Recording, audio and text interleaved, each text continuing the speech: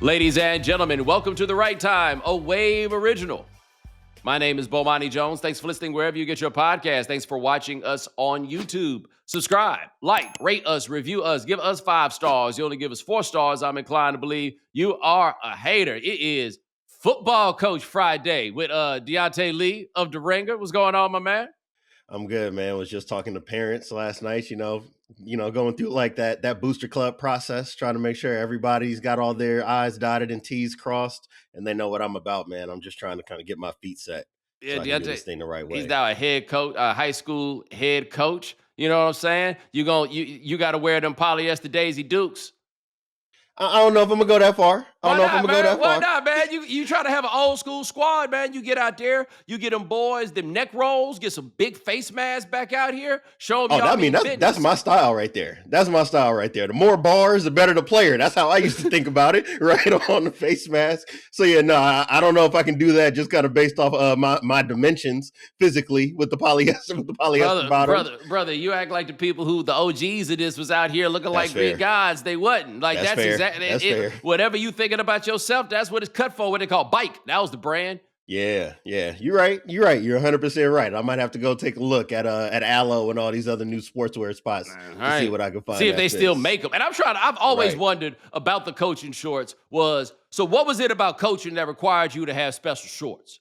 That's what I'm saying. Like, did you get this job because you wanted to have your ass out? Was that the gig? Was that the gig you was after? But with the people, like when they started making the shorts, who was the one that's like, I'm telling you, the market is these coaches. Who had that idea? Who knew this? What do they allow you to do that you can't do otherwise?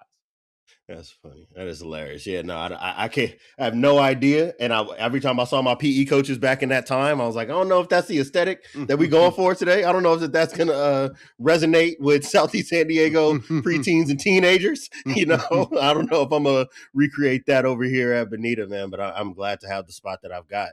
Just hoping to do this thing the right way. Yeah, man. Well, congratulations to you. If you were the head coach of the Miami Dolphins right now, would you bench your quarterback? Because Mike McDaniel finally said, ya basta, and put that boy Tua on the pine. I think if I'm Mike McDaniel, I'm probably looking around and saying, if the GM that hired me is gone, I'm probably gone no matter what. And if I'm tired of looking at this, then yeah, I should probably go ahead and make a change and start updating that LinkedIn, right? This is when you put the new headshot up on the profile. You start updating, spent 4 years over here. I worked on developing X, Y, and Z thing. But yeah, I think it's time. I thought we've been on a slow march towards this. I don't know if you remember right after that blowout loss to open the season against Indianapolis, where Tua goes out post-game and he's like, guys show up for the players' film meetings, and they were here before the season started when everybody was feeling good. I want to see where everybody's commitment level is at. And then Mike McDaniel followed up the very next day like, that's a misguided representation of what's going on in film. And my thought then was, even if that's true, I don't know if now is the time for you to be undermining your quarterback after y'all just got run off the football field. I think that says a lot about where the relationships were. So I'm not surprised that we're here now. Yo, he seems like a very nice person that people don't like. Like, I got those same vibes off of Carson Wentz. Yeah. Like, anytime I see Carson Wentz, it's like, I don't really understand. Like, you knew what the problem was with Jay Cutler. Right? It ain't take but 5 minutes to listen to Jay Cutler. And you'd be like, oh, hell no, I'm not doing this. I say the same with like Derek Carr, right? Like some of the things you hear about Derek Carr personality-wise, I'm like, okay, I can get how people in the locker room might be tired of this whole act. Right. And you might love him deep down. Right. But we just can't, like, we can't keep doing this. Tua, then he started doing them press conferences. And it was like, hey, man, how do you manage? And he would say the wrong thing, but not like you heard a glass break or like a needle scratch. He'd say the wrong thing, and then whatever he said would feel like a rock in your shoe. Where you're like, hey, man, that's still getting on my nerves. I mean, things like, I can't always see when guys are coming open, right? I can't always work through this stuff in the offense. Things like, kind of self-denigrating at press conferences. Like, I don't know if I got the arm to make certain kinds of throws. And I'm like, hey, brother, I know we're in a rough spot right now, but I don't know if I want to hear my starting quarterback talking this way before we go play these games. Hey, man, honesty is a thing for me, right? Like, I think it's easier than the alternatives, but like, it's an important thing to me. And like,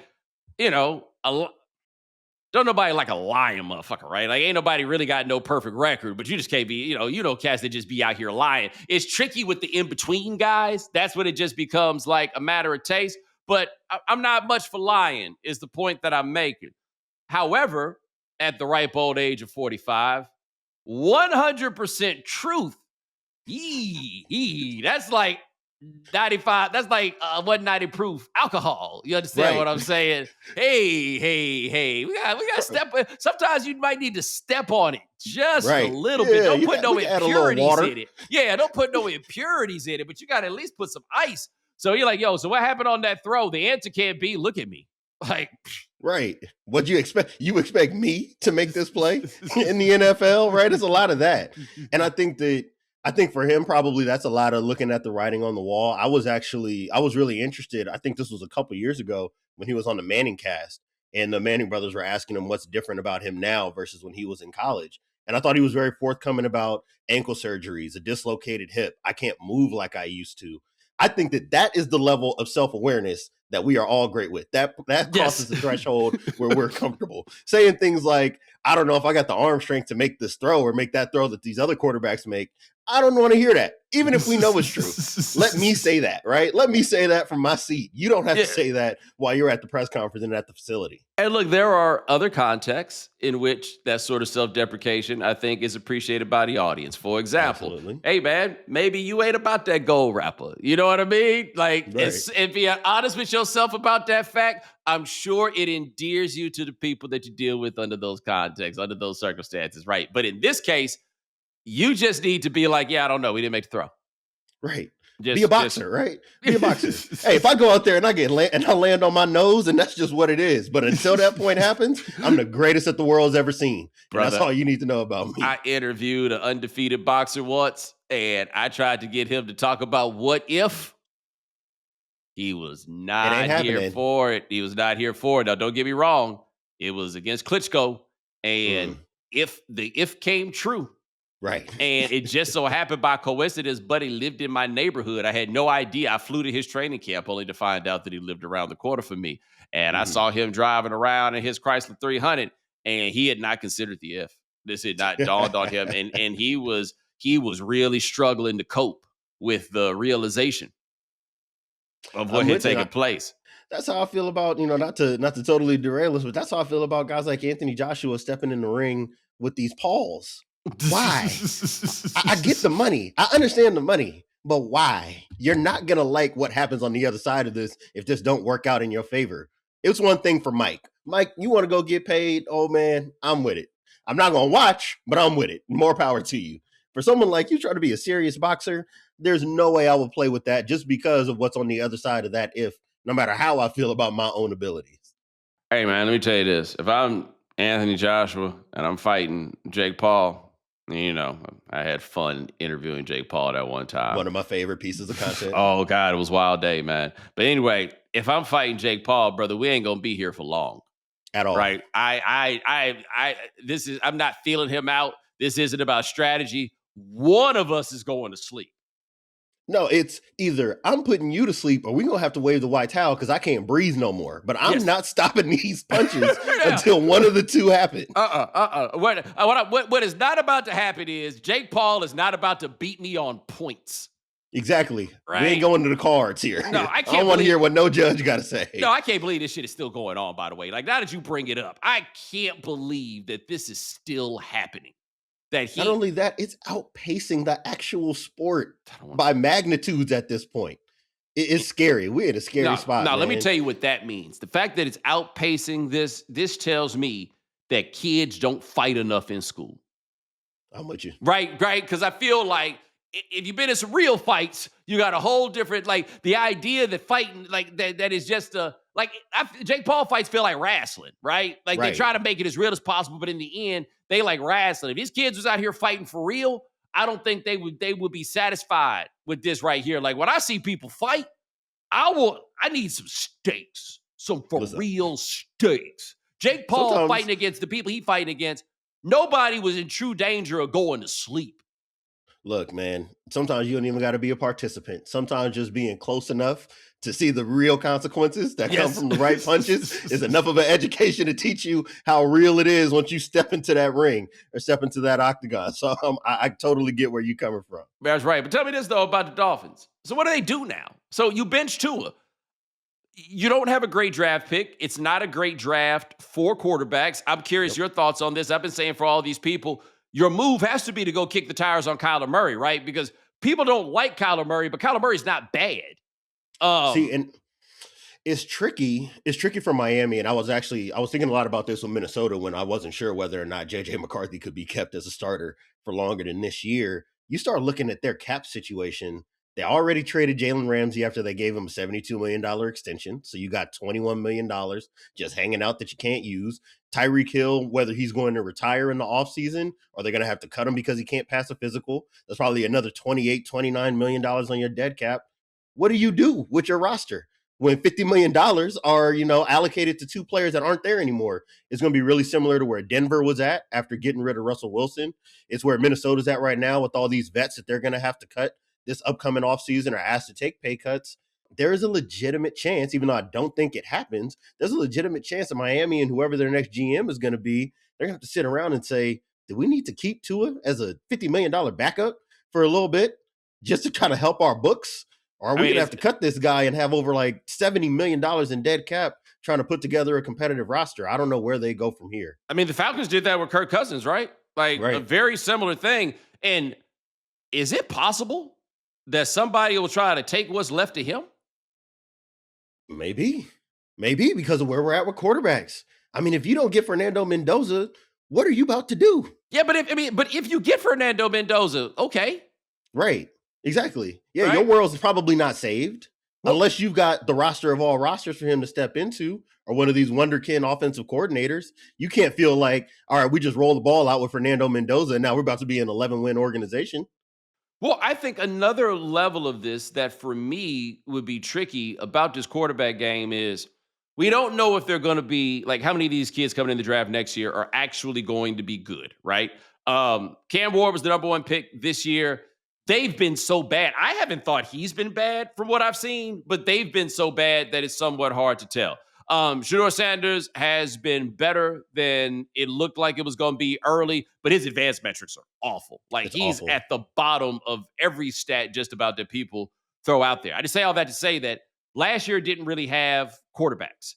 This year doesn't really have quarterbacks, but with the presence of NIL and the fact that these cats can make some bread and the revenue sharing is about to start.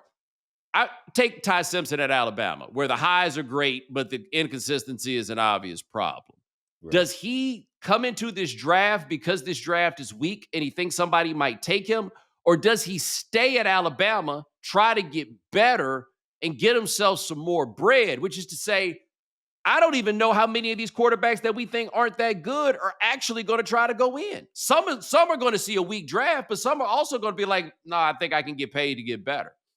See, and I think that the second factor you brought up, the get better part, at least for a guy like Ty Simpson, right? Like, I think this has been a conversation for Garrett Nussmeier last year, right? Is do I come out or do I take the extra year to try to develop? And that ended up going sideways for him at LSU.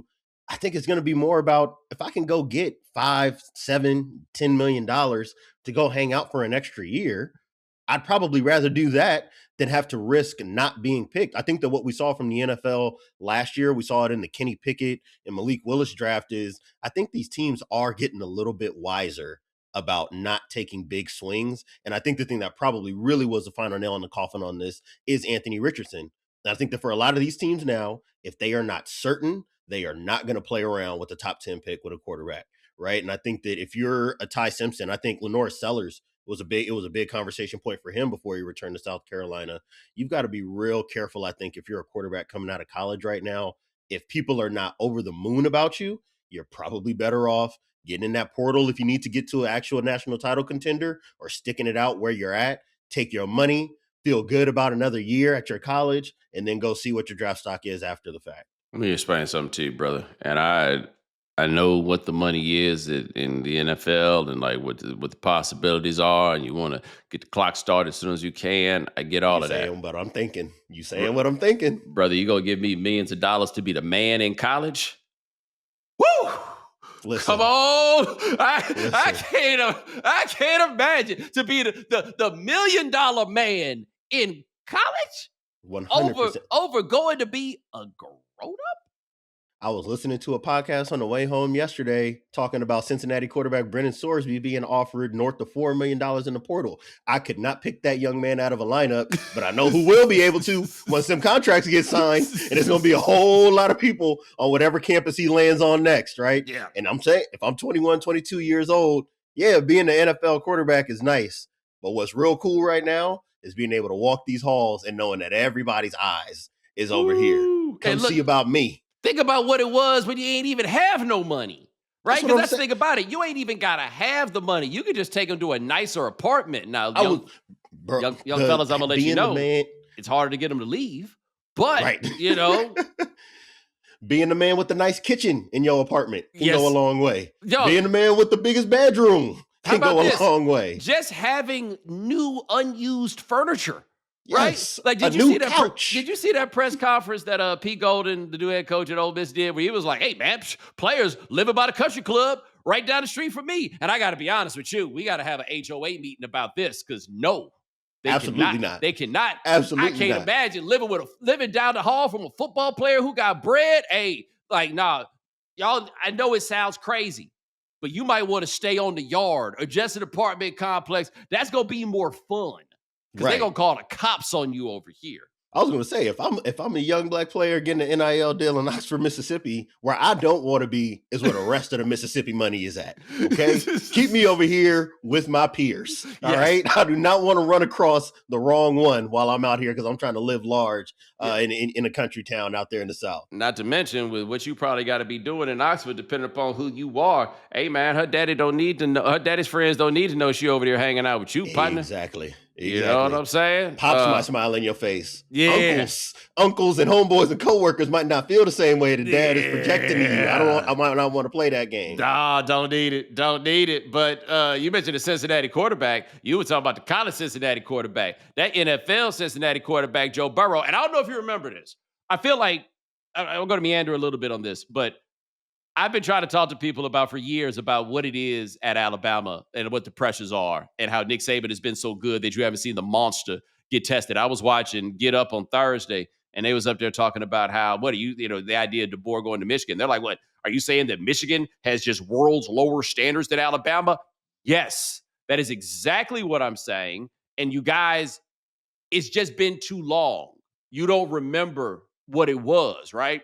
When Joe Burrow got drafted by the Bengals, a lot of us were like, hey, man, you don't have to do this, right? You can get yourself to another place. And Bengals fans were obviously upset, didn't like the talk, all of this stuff. But in the end, we've been here for a long time over here. We've seen what this has been since 1988, okay?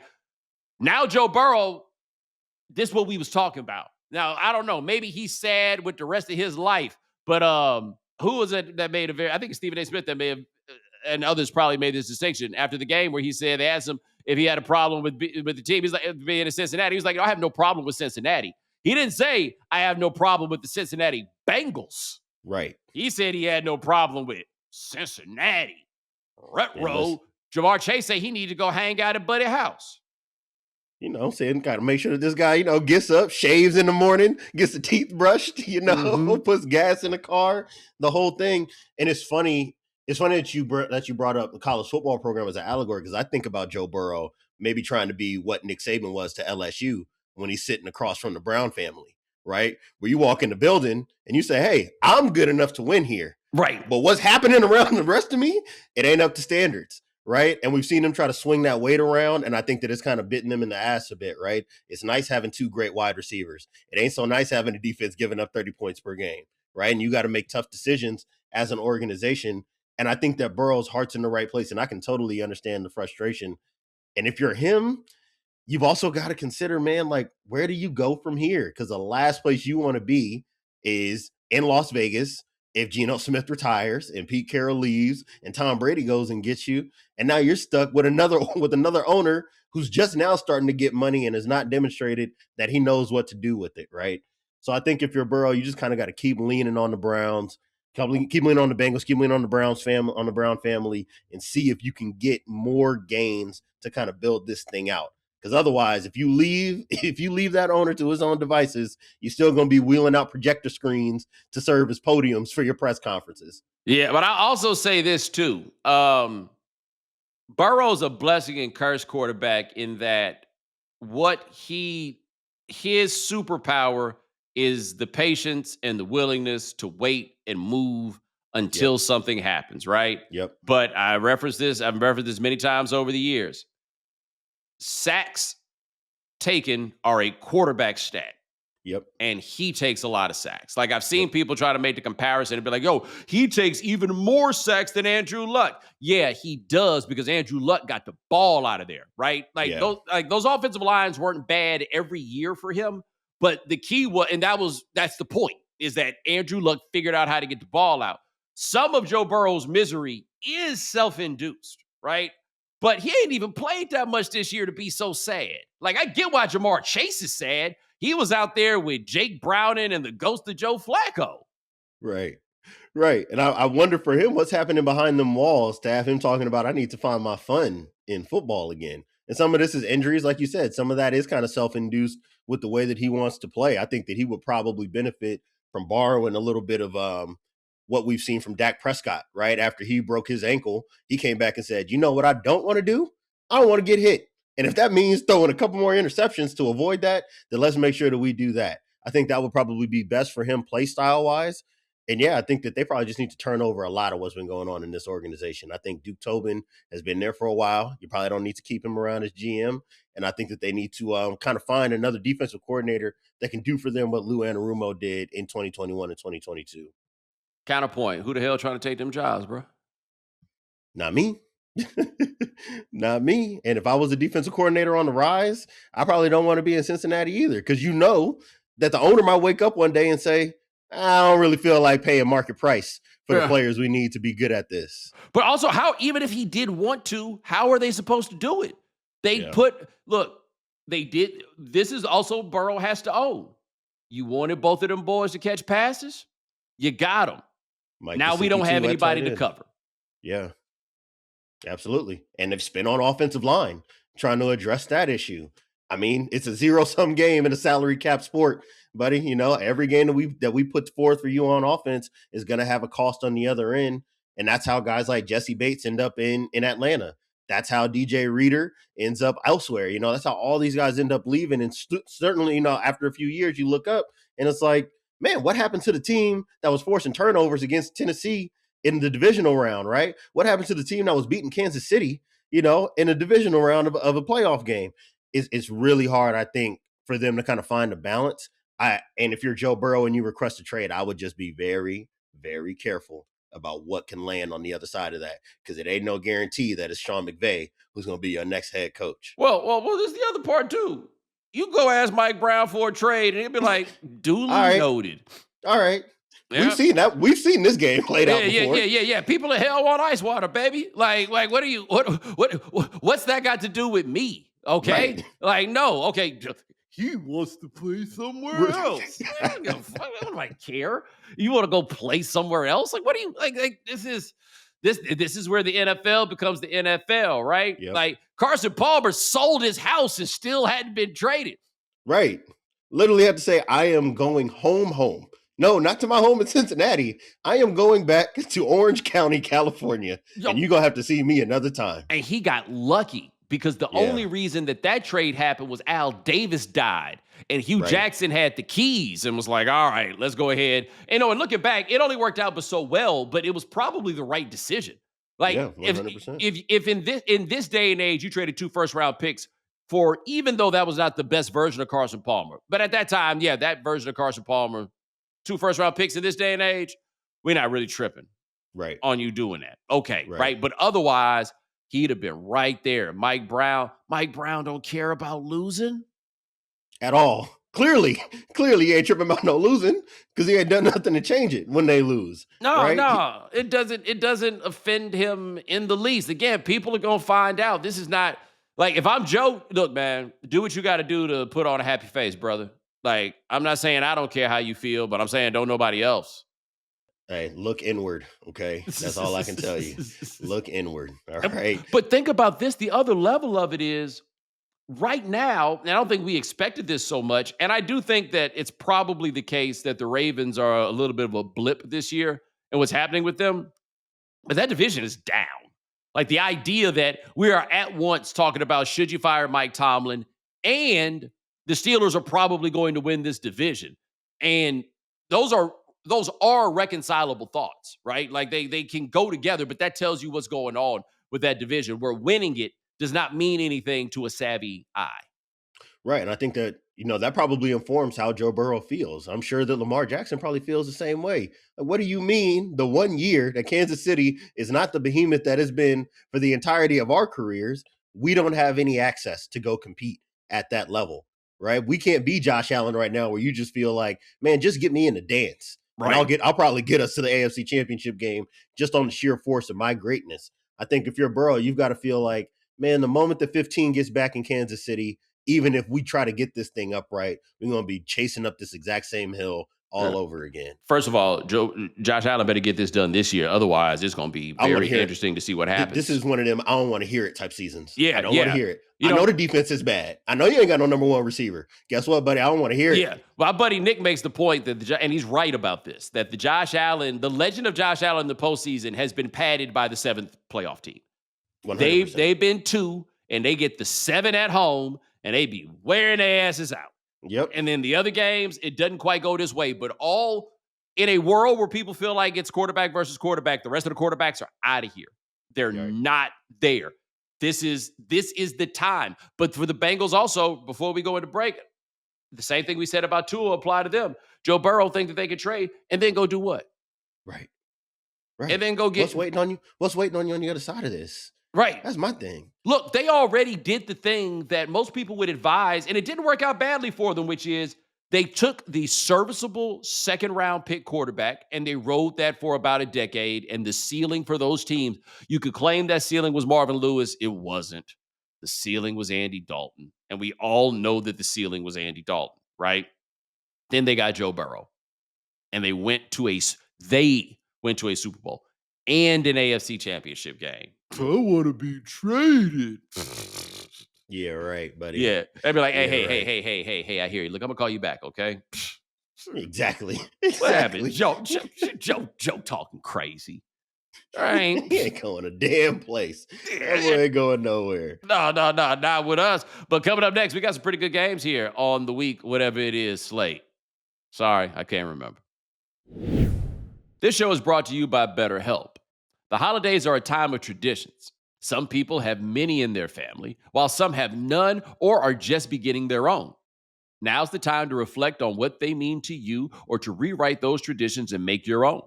Incorporating therapy into your new or existing traditions can help ensure you take time for yourself during what can be a very joyful but sometimes hectic and lonely time of year. BetterHelp therapists work according to a strict code of conduct and are fully licensed in the U.S. BetterHelp does the initial matching work for you so you can focus on your therapy goals. A short questionnaire helps identify your needs and preferences, and our 12-plus years of experience and an industry-leading match fulfillment rate means we typically get it right the first time. If you aren't happy with your match, switch to a different therapist at any time from our tailored recs. With over 30,000 therapists, BetterHelp is one of the world's largest online therapy platforms, having served over 5 million people globally. And it works, with an average rating of 4.9 out of 5 for a live session based on over 1.7 million client reviews. This December, start a new tradition by taking care of you. Our listeners get 10% off at betterhelp.com/Bomani. That's betterhelp.com/Bomani. It's the holiday season, and it's time to make dreams come true. To make these holiday favorites, it takes a team of talented people, from actors to editors to props people to sound crew and more. And when it comes to building such a team, whether it's for the entertainment industry or a wide range of other industries, you need to hire the right people. The best way to do that is with ZipRecruiter. And right now, you can try it for free at ZipRecruiter.com/Bomani. You can find out right away how many job seekers in your area are qualified for your role. With ZipRecruiter's advanced resume database, you can instantly unlock top candidates' contact info. Make your hiring a little merrier with ZipRecruiter. 4 out of 5 employers who post on ZipRecruiter get a quality candidate within the first day. Just go to this exclusive web address right now to try ZipRecruiter for free. ZipRecruiter.com/Bomani. Again, that's ZipRecruiter.com/Bomani. ZipRecruiter, the smartest way to hire. As we approach the new year, it's never too early to take control of your health. Like, what habits can you start today? AG1 is one of the easiest daily health habits that you can start even before the new year. But what is AG1? AG1 is the daily health drink that combines your multivitamin, pre- and probiotics, superfoods, and antioxidants into one simple green scoop. It's one of the easiest things you can do to support your body every day. AG1 Next Gen contains more vitamins and minerals than ever before, and is clinically shown to fill common nutrient gaps. AG1 can help you stay proactive while traveling, working long hours, or managing a busy family schedule. If you use my link, you'll get the newest formula and best price available for AG1 Next Gen right now. AG1 has their best offer ever.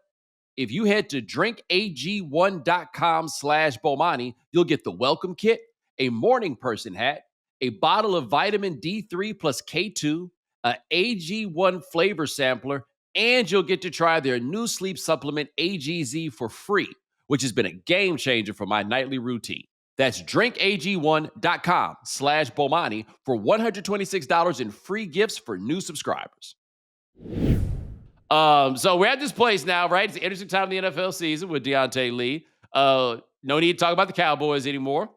Right. No need to talk about the Chiefs anymore. We're supposed to talk about the Carolina Panthers. I don't know what the hell they've been doing over there. I just know they might go to the postseason, right? Even America's team, the Detroit Lions, they might, they got a big game against Pittsburgh. That one matters. The Ravens, I mean, I guess we can keep talking about them, and them playing against the Patriots is going to tell us a lot. But Jacksonville, Denver, oh, okay, we can talk. This one is interesting because Trevor Lawrence looked great last week, but they were playing against your team. And when I say your team, I mean the high school team that you coach. I mean, they were the Jets, 100%. but it's about the same thing. On the other side, and you follow the quarterbacks closely, it looks like Bo Nix was really good against Green Bay. We're gonna go, I think we're kind of getting to that Jalen Hurts-esque place with Oh. Bo Nix, where you can feel how you want to feel about him most of the season. And I've heard it from Broncos fans who have been real frustrated with me kind of not bending the knee with the way that this offense operates. And then you get that game against the Packers, and I feel like, oh, this is going to be a let's see the truth about Bo Nix game. And then he goes out and he balls out and leads his team to win in the second half of that one. And you kind of just got to sit back and accept what it is that we're looking at. I think that this week for him, and really the rest of the run through the season, it's kind of cruise control, man. I feel like because the Broncos have already kind of locked up their spot in the playoffs, they were more likely to not end up getting the one seed, since Kansas City isn't going to have their starting quarterback. And I think they're going to have more talent than the Chargers will in week 18. And it might be in the Chargers' best interest, if they've locked up a wild card spot, to go ahead and take their quarterback off the field to make sure nothing bad happens to him. I think if you're Bo Nix now, you're good. I'm about to go lean on this defense. What I'm most interested in is, and this is for all the AFC teams and not just for Denver, what's going to happen if Houston keeps rolling the way that they are? Ooh. That's the team I look at, and I'm like, look, man, I try not to invoke, those great teams from when I was growing up. When I start thinking about those 02 Bucks, where it was, we're going to force a bunch of turnovers, we're going to make every play hurt, and by the end of the game, we're just going to outlast you. I look at Houston and I say, even if you're Jacksonville, even if you are Denver, especially if you're New England, you got to be looking at the bracket and saying, let's make sure we end up on the opposite side of whatever's happening down there in Texas. Well, they're also the sort of team that the dorks and the somewhat dork inclined, and I am in one of those groups. The record caught up to what the numbers and film seem to say to people, right? They also did a decent bit of time where their quarterback was not playing. And he is interesting because he was so good, CJ Stroud, that is so good as a rookie. I don't know exactly what the ceiling is. I think we talked to somebody earlier this week where I'm like, he's a guy that could win an MVP, but I mean that like Matt Ryan could win an MVP, right? Like he's a guy that could maybe get that done, but he's definitely good enough if you got a monster defense that you could do something 100%. with it, and they coming for you, Jack. Yeah, and I mean, after watching how they played Buffalo and then watching how they play Kansas City, I'm like, if I'm a quarterback, man, please, just not them. Anybody but them. I'd rather see Denver's defense than see Houston's defense. And you don't really want to deal with the Broncos either on that side of the ball. But I am fascinated to see kind of how this thing all shakes out, because right now, Jacksonville's sitting as a 3 seed in the AFC, which is just not a place that I thought that we'd be when we're trying to project out who can win this conference. And it comes back to what we said about Josh Allen. We covered it with Houston. And I think if you're Denver, you've got to be looking and saying, as the 1 seed, we probably get the worst of these teams. Maybe we see Pittsburgh in the second round. We might be kind of skating to the AFC Championship game. And it's entirely possible we get to February and we still haven't answered the question for how much Bo Nix is doing for this team's Super Bowl odds. But see, you are correct, right? Like the odds are there for them, and you'll get them at altitude. And that is not an insignificant factor, right? 100%. I have only been to Denver once, right? But I wasn't like running around and stuff like that. But hey, man, playing at a mile off the ground, it's a thing. It is. It's absolutely a thing. We're still waiting on Bo Nix to have a good playoff game. He's only played in one, and he was awful in the one that he played against. Yeah, and so that's a lot to ask, man. And like we saw Lamar Jackson, how long, I mean, we don't even know if he's actually there, like how long it took him to like settle down and be able to play decent football in the playoffs. Like I'm trying to think, the AFC, I mean, the Chiefs have been in the championship game every year for the last 8? Yeah. So basically since Mahomes has been a starter, yeah. Yeah, so what we got here and makes this interesting is we have mystery over there in this side of it. Even Aaron Rodgers counts as a mystery because he's never done this at 57 years old. Right. I don't know if you were watching the Monday night game, but I had to commend, Troy Aikman and Joe Buck trying to make that game sound a lot more compelling from Aaron Rodgers than what it is. It feels very 2015 Broncos offense, not 2015 Broncos defense from Pittsburgh, but it feels very much 3 yards in a cloud of dust in the passing game, which is not really how you want to live. Hey, let me tell you right now, partner, I don't think I'm going to be watching the Monday Night Football game this week because I'm not going to just keep watching until I see Phillip Rivers die. You understand what I'm saying? I don't want to hear. I'll be very curious to hear Troy Aikman try to find a way to gild that lily up.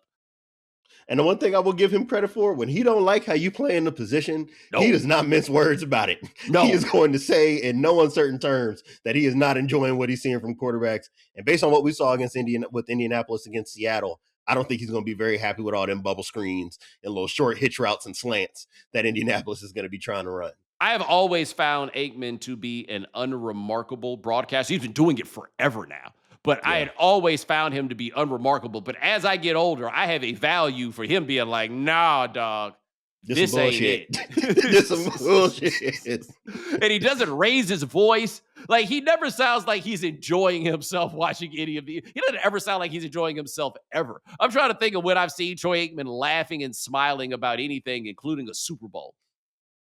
You know what? I'm sure you've had this experience, right? He is the professor that is going to tell you you're dumb for what you put on this paper without actually saying it, right? Yeah, I was looking at your argument and I thought you tried to dress it up well, right? And I see you went and got this empirical evidence. The only problem with your argument is it's the worst thing I've ever read. Brother, it is not coherent in X, Y, or Z fashion. I had a professor in graduate school, and let's just say that there's a spectrum. You understand me? Mm-hmm. He's somewhere on it, mm-hmm. right? And not on the fringes of it either, okay? Right. And I asked him some question about a homework problem, because when you do a PhD econ stuff, you get homework problems. One problem take you all week, literally, okay? And so I went to office hours to ask him a question. He wouldn't even look at me, right? And I didn't think it was personal. I just, like I say, there's a spectrum. He's somewhere on it. And I was explaining myself, and that man said to me, "You are only off on one thing, and that one thing is everything." Listen, Been there. Okay. Took And some I constitutional law. Tried to, was trying to work through, how this set a precedent for XYZ, give him my little legal analysis. And my professor handed it back to me and was like, I'm giving you a B- for your vigor and commitment to your understanding for how you wrote this out. But this is absolutely not what was being argued in the courtroom on that day. Let me tell you, man, after he said that to me, I looked at him. He didn't look at me, but I looked at him and was like, so what I'm supposed to do with that? Right. Like, I didn't, this isn't, I'm off on one thing and that one thing is everything. Well, get me on one thing. One thing, right? And give me anything. Troy Aikman's just like, I can't believe it's 11 o'clock at night. I'm out here watching this. Can you believe that? Like, can you believe this is what I'm doing? But so also we got Pittsburgh and the Lions. Like, my Lions, it doesn't look too good, right? But they get it at home. Like, I think they win this one. I do think that they win this one. I think if you're Detroit, the only thing that you're kicking yourself over is that game against Minnesota, right? You go and you win that game against Minnesota a few weeks ago, and now you kind of control your own destiny into the playoffs, right? Because it would be a little bit safer in terms of win-loss. I think that they will probably kick around Pittsburgh's defense. The issue for them is that you're just going to need help the rest of the way, right? You couldn't have possibly forecasted that Chicago would be as good as fast as they've been. And I think that that's really complicated their picture in terms of trying to get into the postseason. Yeah. Now, this is the game, though. Green Bay's just Saturday night, Green Bay and Chicago. It's going to be really cold. Yeah. Them boys got throwing arms, though. Like they will be whipping it through the Hawk. The Hawk will be there. It will be going. Where are you on the Bears? I feel like there's a less consensus on the Bears than just about any team you could imagine being 10-4. I believe in what they will be. I do not believe all the way in what I'm watching right now, right? Like, and some of that probably is me still being married to some of my preconceived notions of like their offensive line, some of the stuff that Caleb Williams has struggled with in his first year and early in this season, their defense, which is really not that impressive outside of the turnovers that they force. But I watch every week and we get to the second half and it's like, oh, there goes Ben Johnson calling the good Ben Johnson plays again. There's Caleb Williams escaping pressure and ripping the ball. You kind of spoke to it about it being cold and windy. People talk about how arm strength is overrated. You should go watch how Caleb Williams was throwing in the cold against Cleveland last week. That's what arm talent will do for you, because it certainly didn't look like that ball was losing any velocity. I think they're a legitimate playoff team because we just got this parity in the league. I do not think that what we watch is actually reflective of a 10-plus win team. And I don't think that they're as talented as Green Bay. All that said, it's entirely possible that we're going to get to the end of that game and Ben Johnson will have schemed them up and they end up winning by 10 or so points, right? I think that that's in the realm of possibility. I just don't think that this is a team that's actually competing to get into the NFC Championship game. Are the Packers? Before Michael Parsons tore his ACL, I would have said yes. I feel like we felt pretty good about them before they got him, right? That's fair. You know what? To me, this is Oklahoma City before Shai Gilgeous-Alexander became Shai Gilgeous-Alexander. And we keep waiting for Jordan Love to take that leap, right? And I think that this game, as well as last week against Denver, is where we keep kind of say, all right, buddy, real defenses, right? High stakes games. We've seen this thing falter. Now's your time to go put that big arm and all that ambition with throwing the ball deep downfield. This is where we need you to turn the corner. And it's just been mixed results, right? And I think that for him, he's in that same place. So he's in a similar place to where we are with like a Lamar Jackson, right? Where Jackson is the MVP, right? So it's a little bit different context in terms of the national conversation. But we keep waiting for these guys that we want to crown as potential champions, being in the top 5 quarterback conversation. And we just have not gotten over the hump in the way that we need to in these high leverage moments. Hey, man, thing about top 5 is it only got 5. Exactly. All right. Somebody got to be 7. Somebody got to be 9. Somebody's got to be there, right? Did the Eagles fool you last week? They went out there and they also destroyed your team, your high school team that you coach. I mean, I didn't think the Raiders were going to be this bad. I was like, okay, got Gino, got Pete. Like, they are awful. And I feel like good for you, Eagles. Means nothing. It means absolutely nothing. Man, we've been around football too long. I know that game. I know that game like the back of my hand, man. I watch college football. I know this game. You go and you lose your top 25 matchup, and then you've got the Sisters of the Traveling Poor coming in the next week. We're about to go ahead and just kick the hell out of them to feel a little bit better about ourselves. But that don't mean that we're going to be champions. If they were going to fix what they needed to fix to be a real team, we would have seen it much earlier, right? And I think that their defense, similar to Denver, right, they can get hot and end up shutting down enough teams maybe to get deep in the playoffs. But in terms of what we've seen offensively, there's no way. We would have seen it already if they had it, and they clearly don't have it. And that's going to put, I think, Nick Sirianni in the exact position he was in after 2023, which is where he don't like to be, where he's winning all these games in the regular season and nobody knows what you do and whether or not you're valuable enough to keep nobody. I'm trying not to let it jump out of me, Bo. I'm trying not to let it jump out of me. Anybody is more clear on the I don't see what's going on with this guy than you are about Sirianni. And I admit, I don't know what's going on with them either. They just win a lot of games. But when they're not good in ways that speak to coaching. When they are good, I don't give him any credit for that. None. And that feels horribly unfair. Look, man, I'm in the high school ranks. We've seen those high school hoops teams, those AAU hoops teams, where you got one set and we're running flex. We're running motion. And all motion really means is pass it to Will, right? And that's the whole offense. And with them, when they do the things that are obvious, get the ball to A.J. Brown, get the ball to Diante Smith, right? Run the ball behind the offensive line that has taken a step back this year. I will say that is a complicating factor that they might not have anticipated. All that stuff is stuff anybody can do. You don't got to hire Sean McVay to go put together an offense for A.J. Brown and Diante Smith. But if you can't get an offense with those guys, and you were an offensive coach before you became a head coach, I think it's fair for us to ask, what exactly is it that we are doing with you that's adding value to this operation? Well, you know what coach they need to hire? It's another coach that's won a championship with that exact roster. Kirby Smart. Man, if we can make, man, that would be a hilarious combination. I'm trying to consider what Kirby Smart would be with Philadelphia media. Oh, no, Kirby will handle that. Okay. That would be very Buddy Ryan-esque, I would think. I think Kirby could navigate that. I mean, look, I'm just saying, don't nobody know that roster better than Kirby. It's all his guys. All his guys are out there. Gunnar Stockton will be their quarterback in a year or two. Whatever their quarterback is, it'll be some white guy with two last names. You know, try to go get George Pickens, right? I'm gonna go bring back my old headache. That's what I was about to say. I think he might be like, nah, dog. I've written. We better apart. We're a little bit better apart. I've written this one as far as it'll go. Let me tell you, it's funny that you mentioned that with Pickens because I think you and I have talked about this, but I talked about this with somebody else. To me, even it's going to go a little bit under the radar, but the biggest surprise of this NFL season for me personally is that Brian Schottenheimer appears to be a good NFL coach, and I have felt that Dak Prescott is a very good quarterback with not a low ceiling, but an apparent ceiling. But that is not what he has looked like this year at all. At all. Like he's looked like a top 4 dude. I'm about 5 weeks into the season, I was sitting there listening to Brian Schottenheimer talking to post-game conference, and I'm like, God damn it, do I like this man? What's happening right now? This sounds like a really good football coach. This is not how I felt about this man in Seattle. This is not how I felt about him as an offensive coordinator in Dallas. At Georgia or any of these other places he's been.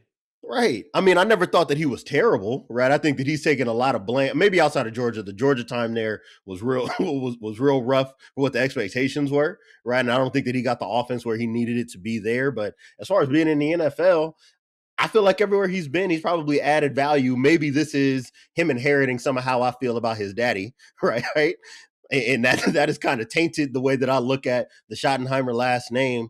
But he's been great with Dak, and it's a shame that he's got to play for the owner that he's got, because if they would have had a serious roster going in with the way that Dak Prescott's been playing, he could have been in the MVP race, and this team absolutely could have been competing to win the NFC.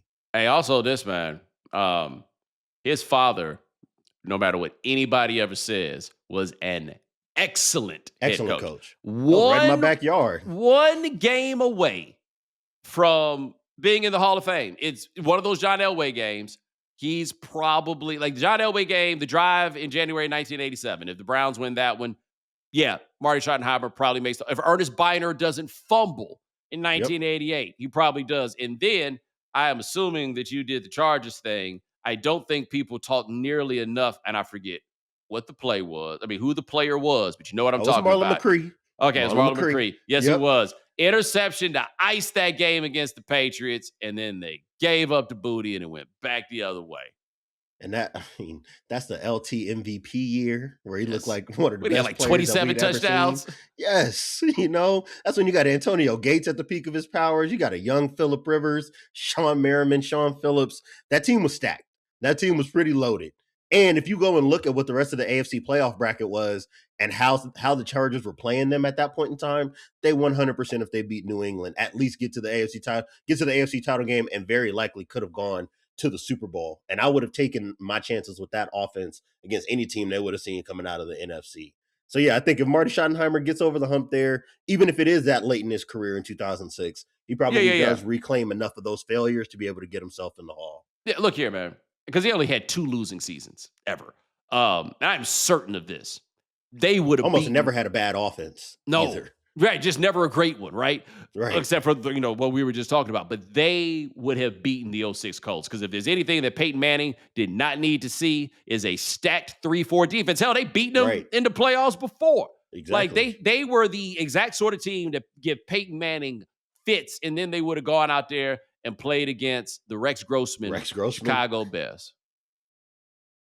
And I'm telling you right now, if I'll go outside right now and just yell out 2006 outside my complex, I'm going to get cussed out on my balcony, okay? Because nobody here wants to think about it, talk about it, or see about it, okay? Y'all still might have a team if they had won that game.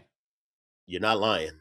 You're not lying. And now all these poor Chargers fans that have been adrift have now all kind of adopted the Padres, which is just inheriting a whole lot of the same kind of heartbreak. Hey, man, but at least the Padres are spending money. I don't know if they're still doing it now that Buddy passed away. Rest in peace. But they was throwing that bread around, though. It looks nice. I mean, going to Petco was one of the nicest parks you can be at in the majors, right? So everybody feels good when they go. I think they're probably a couple pieces away. And like you said, now the ownership is obviously going to be going in transition. We'll see what that roster looks like, because it probably ain't going to be as nice as it was in 2022 and 2023. I can't imagine living in San Diego and my job is to be intense, because how I'm supposed to do that? I gotta get myself out of bed early enough to get there every day. Like you got to. It's hard to be mad, man. It is hard. It's hard to have an attitude. I cannot lie to you. It is hard to have an attitude. 70 degrees again. Right. How poor old me. If a matter of fact, if anybody can identify, it's Mr. Pissing Off Cleveland for 3 straight winners. Yes. While you were in Miami. So I know you can identify with that. God, I did. But see, the difference is Miami can get super hot on you. Miami gets rain on you, hurricane type situation. San Diego is just like, what if it was the same great day every day? That's why I can't even talk weather with my buddies, because I start complaining about how it's 55 degrees and people want to throw me out the group chat because nobody want to hear that shit. Well, my problem when I was in Miami was ain't nobody want to share in my joy. Everybody was just all wrapped up in themselves. Ain't nobody want to share in my joy. Misery. You know what misery seeks, and if you ain't got none of it, they don't want you around. Oh my God, let me tell you, I don't ever miss Miami.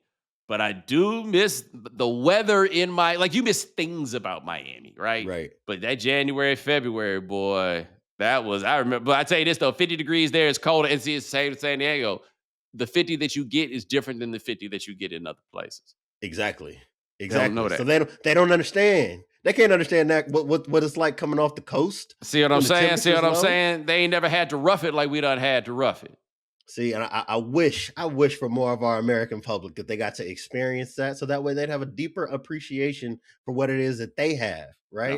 That's really what it is. That's right. You know what I'm saying? It's me and Diante Lee from The Ringer. We teaching y'all about appreciation. The head coach, we're going to have to come up with some consistent nickname for you in the sense. I'll start calling you coach like I do my high school coach. Called him coach of the day he died.